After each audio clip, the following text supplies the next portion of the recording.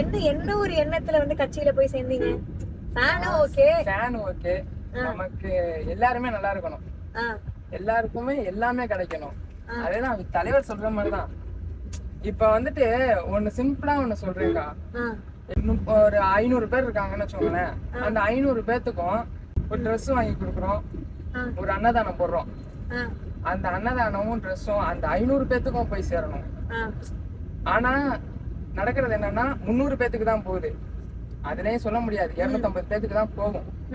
பாதி எங்க போகுதுன்னு யாருக்கும் தெரியாது.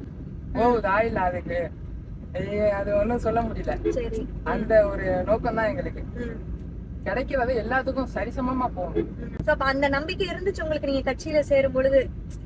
இந்த கட்சி அதை செய்யும், உங்க தலைவர் அதை செய்வாருன்னு உங்களுக்கு நம்பிக்கை இருந்துச்சு? கண்டிப்பா செய்வாரு. எங்க தலைவர் வந்துட்டு இப்ப மட்டும் நல்லது பண்ணல, அப்பையில இருந்தே பண்ணிட்டு தான் இருக்காரு.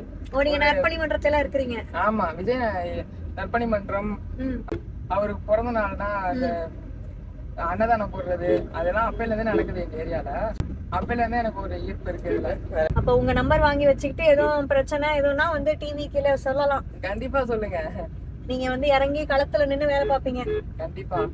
சரி, உங்க பேரு? என் பேர் மோகனகிருஷ்ணன். மோகனகிருஷ்ணன். என்ன படிச்சிருக்கீங்க மோகனகிருஷ்ணன்? 10th வரைக்கும். Super, okay.